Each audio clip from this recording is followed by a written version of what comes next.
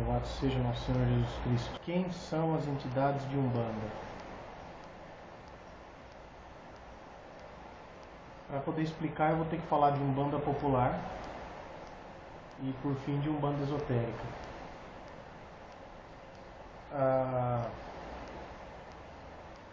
Na Umbanda popular de hoje,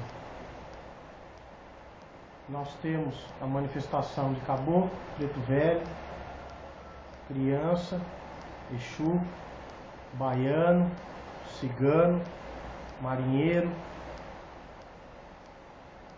boiadeiro, orientais, médicos, enfim, uma gama de entidades. Mas será que essas entidades são do movimento de Umbanda? Será que o marinheiro, o cigano, o boiadeiro é da Umbanda? Se tem baiano, por que não tem o gaúcho?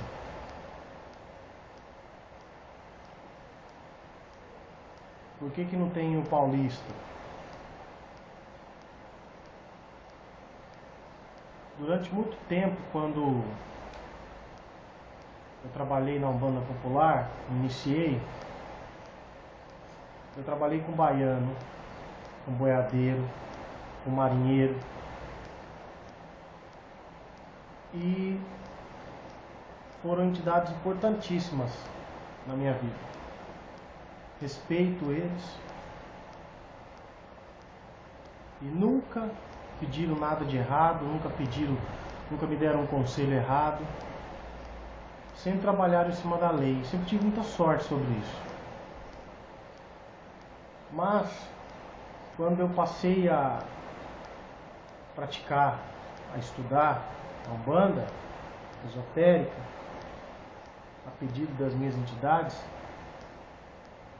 eu comecei a entender quem são essas entidades e quem são as entidades realmente de Umbanda.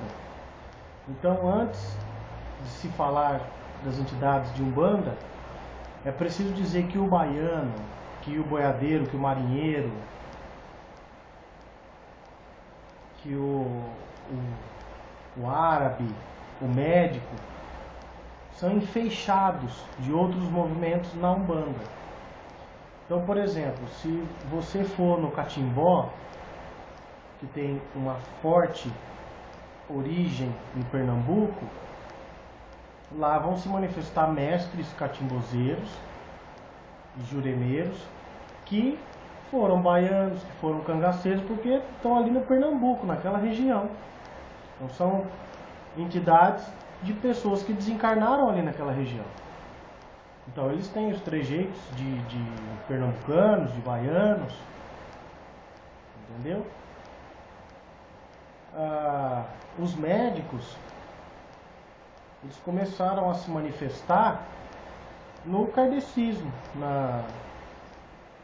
no espiritismo, né? Porque eles promoviam curas e porque os doutores, que eram médicos cirurgiões franceses famosos, alemães famosos, eles desencarnavam e se manifestavam no espiritismo. Você pega o cigano, que é um povo que existe em todas as raças, que também provém de uma origem. O marinheiro, você tem um marinheiro que era baiano, você tem um marinheiro que era paulista, ele só denomina marinheiro. Então, o marinheiro, o cigano, o próprio boiadeiro e o próprio baiano são de origem catimbó, né? Você pega os mestres juremeiros, de origem de Jurema, as mestras, o próprio Zé Pilintra é de origem de Catimbó, ele não tem de malandro, ele não tem nada, a primeira linha, mas depois surgiu outra linha, enfim. Então, o que acontece é que a Umbanda popular, ela abarca todas essas entidades. ela chama para o seu ritual essas entidades, e as entidades vêm por amor, entendeu? Então, mas são entidades oriundas de outras religiões, de outros rituais. Existe um ponto que se canta muito na banda popular, que é: vou abrir minha jurema, vou abrir meu juremar. O que é jurema? O que é juremar? É o ritual, jurema. Isso foi trazido por uma entidade que veio de Jurema, e não por uma entidade que é da Umbanda. Ela é da Umbanda quando ela passa a se enfeixar no ritual. Então, para falar da essência de Umbanda, antes de se falar até da Umbanda esotérica, a gente tem que falar do Zélio Fernandinho de Moraes, que na época do Zélio se manifestava um caboclo e um preto velho. Não tinha baiano, não tinha boiadeiro, não tinha marinheiro na Umbanda de Zélio, a Umbanda do Caboclo das Sete Cruzilhadas. Não se manifestava o Exu, né? Então, você pega esses Exus que estão manifestados na Umbanda, que gostam de trabalhar com vela preta, com vela vermelha, beber cachaça, doidado. Isso tudo vem desses adjuntos aí, de uma quimbanda, não com K e sim com Q, que seria uma quiumbanda, que é um ritual só de Exu de baixa magia, que existe, que deve ser respeitado também, onde essas entidades enfeixam dentro do movimento umbandista. Então há uma precisão, por isso desse documentário, dessa nossa conversa, há uma precisão de se entender quem é de quem e a quem você está incorporando. Eu trabalhei muitos anos com entidades de Catimbó e de Jurema que respeito muito o meu baiano, que hoje não baixa mais devido à consciência, o grau de evolução, e ele respeitou, porque essas entidades gostam do atabaque, gostam das palmas, né? Gostam de uma gira diferente, de um ritual diferente do ritual de Umbanda, verdadeiro. Quem trabalha com essas entidades sabe que eles são excelentes no que fazem. Mas é preciso se separar as coisas, eu tenho que explicar. Então, as entidades de Umbanda, segundo a raiz de Pai Tomás, que é o que nós estamos falando, elas são as crianças, os caboclos e os pais velhos, e o Exu. Então, criança, caboclo, preto velho, preta velha. Criança, menino, menina, que na verdade vocês vão descobrir que de menino não tem nada. Caboclo e cabocla, preto velho e preta velha. Então eles representados pelo triângulo da forma astral e fenomenal, que significa, por que são essas classes, né? A criança, ela significa a pureza. O caboclo significa a simplicidade. E os pais velhos, a humildade. Quando eu falar caboclo e preto velho, eu quero dizer cabocla também e preta velha também, tá? Exus são responsáveis por auxiliar as entidades de Umbanda nos seus trabalhos. Estas três formas que citamos, caboclos, pais velhos e crianças, é a forma com que a Umbanda e as entidades se manifestam. É obrigatório para uma entidade que deseja participar da corrente astral de Umbanda que se apresente nessas três formas, mesmo se ela não tiver tido encarnações desta forma. Mas para que se apresente como entidade de Umbanda, deve ter passado por alguma dessas encarnações ou ter afinidades kármicas. Então não existe aquela coisa do caboclo não ter sido um índio. Ele pode não ser o índio de hoje, não guardar ser um ancestral desse índio de hoje, de uma raça pura, né? Um preto velho, como é que ele vai saber como que é um preto velho se ele não foi um escravo? Então é meio ilógico isso, né? Então você vê muitas entidades dizendo que foi doutor, que foi médico. Sim, realmente pode ter sido, sim. Um preto velho pode ter sido um doutor, um médico, um oriental, enfim.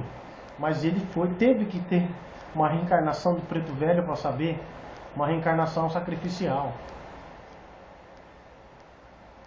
Triângulo da forma astral e fenomenal. Então imaginem um triângulo e nele vocês coloquem criança, caboclo e preto velho. E a sua ação, que seria a pureza, a humildade e a simplicidade. Então, manifestação do triângulo.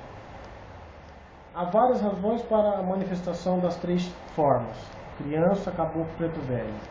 Pureza, simplicidade e humildade. Essas razões, elas são de ordem simbólicas e místicas. Então, a razão de ordem simbólica é que cada uma dessas formas se refere a um atributo, a uma qualidade. Pureza, simplicidade e humildade são os três modos desse simbolismo em que atuam os guias e protetores. A razão de ordem mística é que as condições para uma entidade de luz trabalhar na Umbanda é respeitar essas três formas: pureza, simplicidade e humildade.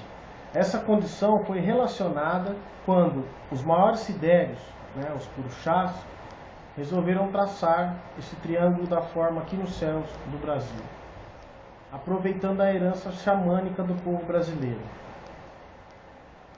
Então, não adianta a entidade se manifestar com balandrão na cabeça, falando que é mestre fulano e mestre ciclano, porque na Umbanda tem que ser caboclo, preto velho, criança e Exu. Tá certo? É uma condição. Então a própria entidade vem, se manifesta,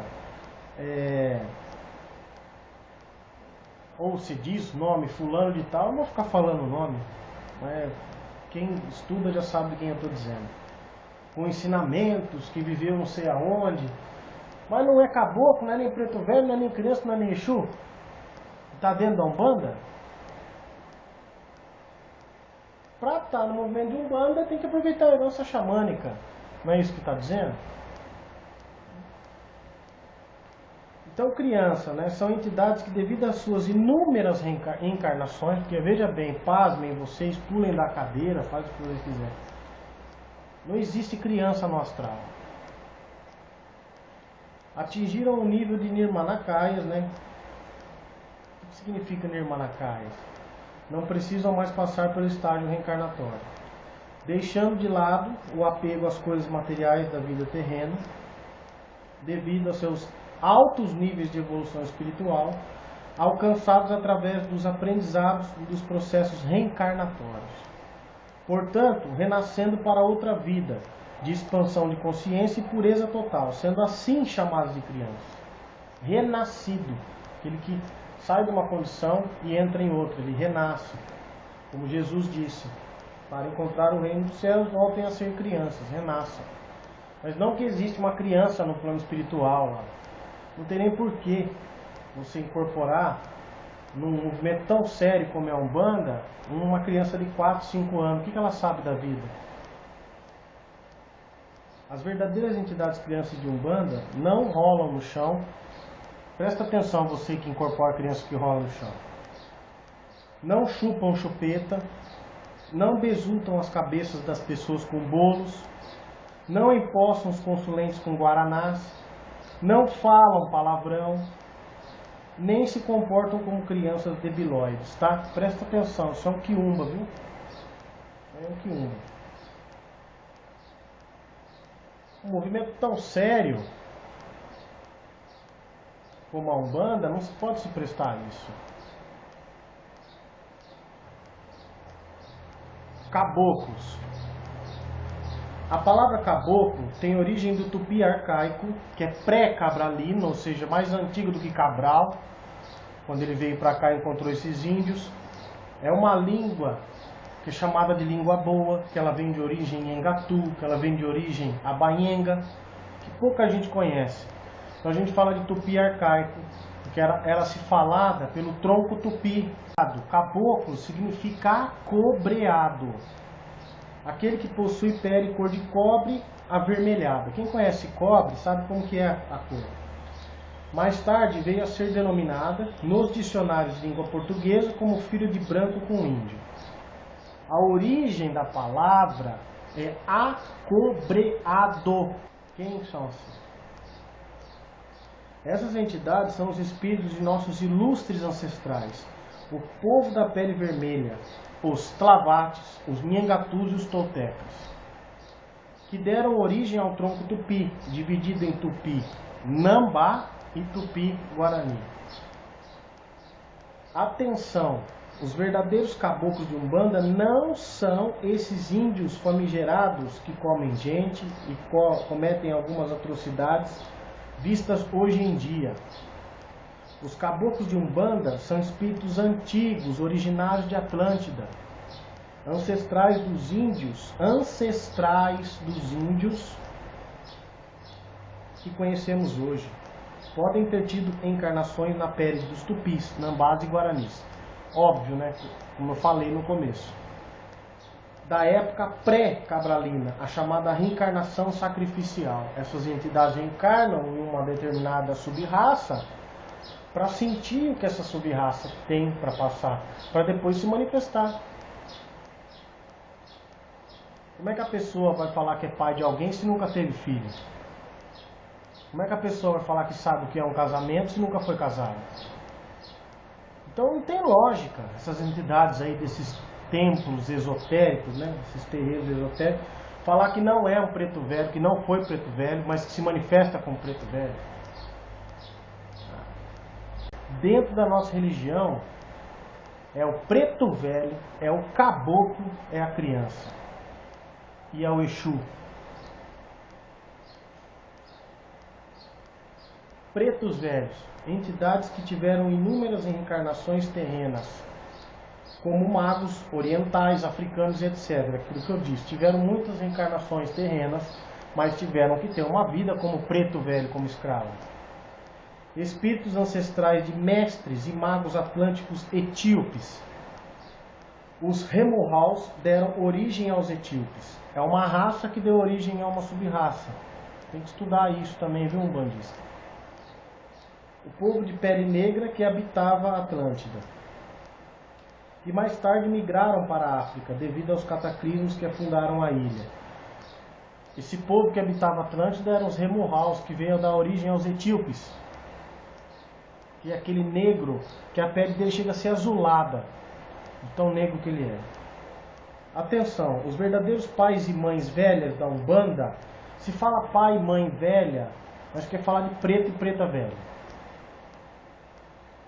Se manifestam como escravos e negros. Não existe um preto velho branco. Se é preto velho, meu irmão. Falar que foi um doutor e que está disfarçado de preto velho, ele pode até ter sido um doutor, um médico, como o pai Antônio do Zé de Moraes era. Mas ele foi curandeiro, ele teve uma reencarnação de preto. Sabemos que muitos foram magos orientais de grandes sabedorias, mas que resolveram reencarnarem como negros e escravos, para manterem humildes e pacientes através do sofrimento do cativeiro, através da reencarnação sacrificial. Como é que você sabe o que é ser um escravo se você nunca foi? As crianças se manifestam na linha de Iori. Não é Iori, não. É Iori, porque você fala Iorimá, você não fala Iorima. Então, o Iori, ele é uma parte da palavra, e ma é outro significado. Ma no sentido de relação, de ação. E Iori no sentido de relação, né? Então, por exemplo, não é Iori, para ficar bonito. Falei, é Iori. Por que Iori? Porque você fala yoga ou você fala yoga? A palavra é yoga. Yoga. Só que quando trouxe para o Brasil ficou yoga. É yoga de Iori, certo? Não vou me aprofundar nisso, mas o nome correto é Iori. Iori. Você pode até falar Iori aí no seu terreiro de Umbanda esotérica aí. Mas tudo bem, não tem problema, mas está falando errado. É Iori. Porque você não fala Iorima, você fala Iorima. Então Iori cortou Ma. Ok? Então as crianças se manifestam na linha de Iori. Não é na linha de Ibeji. Na linha de Iori. Ibeji ou Ibeji é de origem africana, não tem nada a ver com Iori de Umbanda. Certo? E não tem nada a ver com Cosme Damião, tá? Cosme Damião é santo da Igreja Católica. E não era criança, pasmem vocês aí, tá? Eram 2 adultos, médicos árabes. Não tem nada a ver com criança. Não é? Então, sabe Cosme Damião, as crianças, que não tem nada a ver com criança. E criança, que nós falamos aqui, é outro sentido, né, meus irmãos? Criança que nós falamos aqui é no sentido de renascidos, entidades antigas, que se manifestam assim. Então, Iori. Os caboclos se manifestam na linha de Oxalá, Ogum, Oxóssi, Xangô e Iemanjá. E os pretos velhos se manifestam na linha de Iorimá. Não é Iorimá, não. É Iorimá de Iori.